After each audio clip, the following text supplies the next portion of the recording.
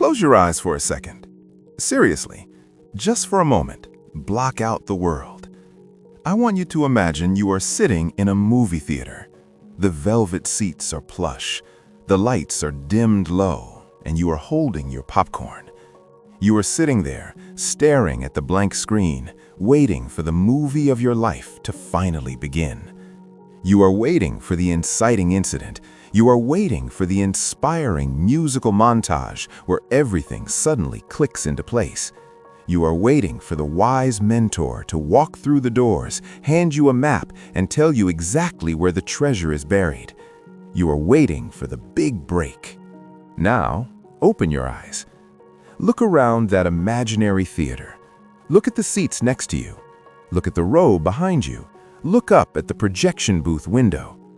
It's empty. All of it. There is no mentor coming through that door.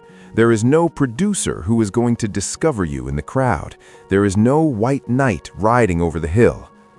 The realization that changes everything, the most terrifying, yet the most liberating moment of your entire human experience, is the moment you realize that you aren't just the person sitting in the seat watching the movie. You are the main character. You are the writer, and most importantly, you are the director. And until you stand up, grab the megaphone, and yell "Action!", nothing is going to happen. The screen will stay black. This is your reality check. And I'm warning you now, this isn't going to be a soft conversation. We are going to talk about the uncomfortable truth of why you feel stuck, why you are paralyzed by waiting, and exactly how to initiate the protocol to save yourself. Because the harsh truth is, nobody is coming. But the good news? You don't need them to. Part 1. The Great Illusion of Safety. Let's dig into why this concept is so hard for us to grasp. Why do we sit in the waiting room of life? We do it because we have been conditioned to wait. Think about how you were raised. For the first 18 to 22 years of your life, you were in a system designed to move you along a conveyor belt. You sat in a classroom. A teacher told you what to study. A bell rang and told you when to eat. Another bell rang and told you when to go home. If you followed the rules, if you stayed in line, you were rewarded. You were saved by the system.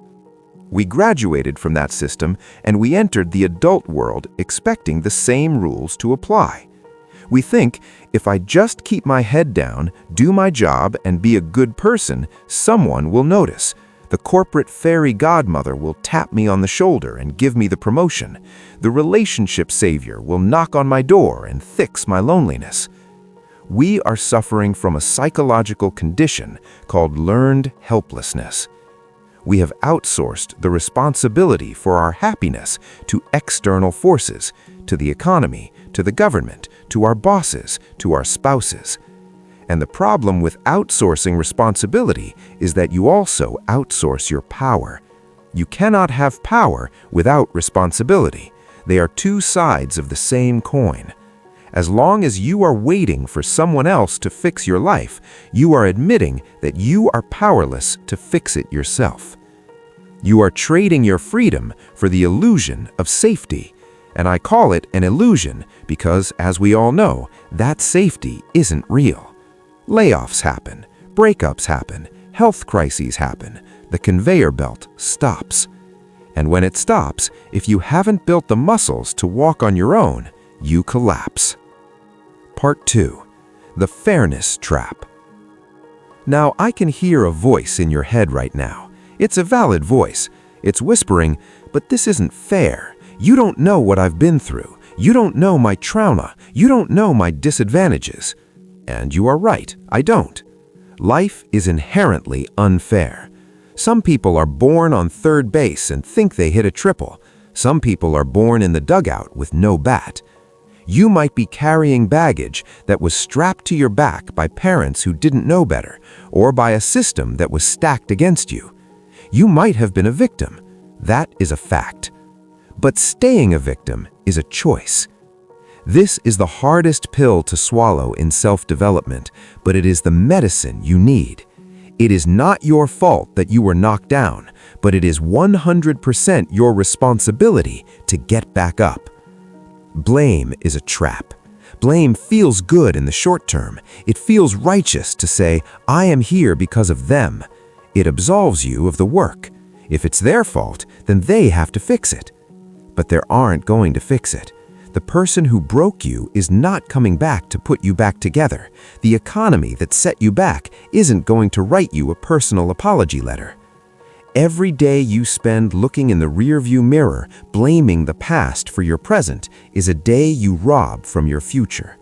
You have to cut the cord. You have to look at the hand of cards you were dealt. Maybe it's a terrible hand, and say, okay, this is what I'm holding. How do I play this to win? That shift from why is this happening to me to what am I going to do about it is the moment you transition from an NPC, a non-player character, to the protagonist. Part 3. The waiting room is a prison. Let's talk about the cost of waiting, because I think we underestimate the damage of passivity. We think that by doing nothing, we're just pausing. But life doesn't have a pause button. It only has play and fast forward. Every day you stay in a job you hate, waiting for a better offer to fall from the sky, your skills are atrophying. Your confidence is eroding. You are becoming a person who tolerates mediocrity. Every day you stay in a toxic relationship, waiting for them to change, your self-esteem is dissolving. Every day you say, I'll start the diet on Monday, you are reinforcing a neural pathway in your brain that says your word means nothing. You are teaching yourself that you cannot be trusted. This is the hidden danger of the waiting room. It's comfortable, it has magazines, it has free Wi-Fi, but it is a prison with the door open. You are sitting there, decaying, while the world moves on without you. There is never going to be a right time. The stars will never align perfectly. You will never feel 100% ready. You will never have enough money, enough time, enough energy. If you are waiting for the fear to go away before you act, you will wait until your deathbed. The fear does not go away. The fear is a GPS signal telling you exactly where you need to go. The things you are most afraid of doing, making that call, quitting that job, having that conversation, are usually the exact things you must do to save yourself. Part 4. The blueprint of self-rescue. So, how do we do it? We accept the premise, nobody is coming, it's just us. How do we build the raft? It starts with what I call the brutal audit. You need to go home, look in the mirror, and stop lying to yourself. We lie to ourselves to protect our egos. We say, I'm just big-boned, or I'm just bad with money, or I'm just waiting for the market to turn. Stop it. Look at the data. Look at your bank account. Look at your screen time report on your phone. Look at your calendar. Where is your time going? Where is your energy leaking? You cannot fix a problem you refuse to acknowledge. You have to treat your life like a failing business that you have just been hired to turn around. You are the new CEO. The old CEO, the past version of you, made some bad calls. They ran the company into the ground. That's okay. They're fired. You are in charge now. And the first thing a turnaround CEO does is cut the fat and focus on the revenue-generating activities. This leads us to the second step, the figure-it-out muscle. If you take nothing else away from this audio, take this. Ignorance is no longer a valid excuse in the 21st century. If you don't know how to lose weight, the information is free. If you don't know how to invest, the information is free. If you don't know how to code or write or sell or build, it is all there.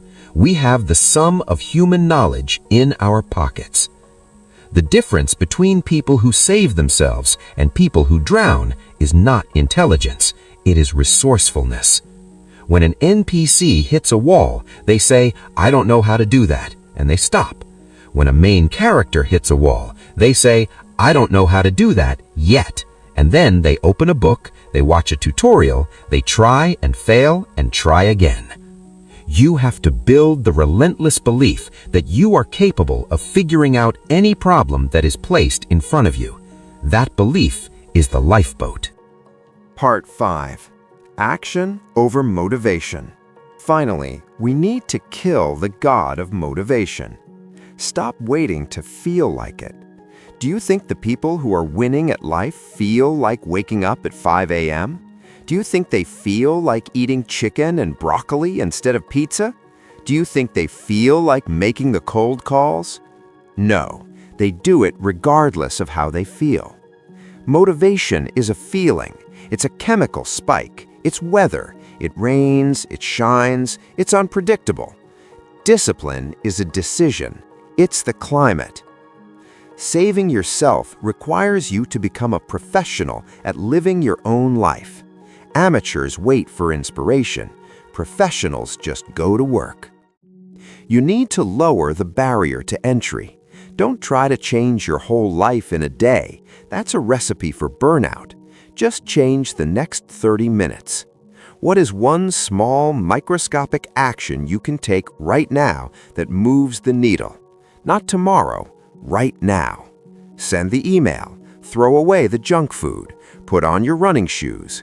Action creates momentum. Momentum creates motivation. It works backward from what you think. You don't feel good and then act. You act and then you feel good. Part 6. The director's chair. I want you to project yourself forward.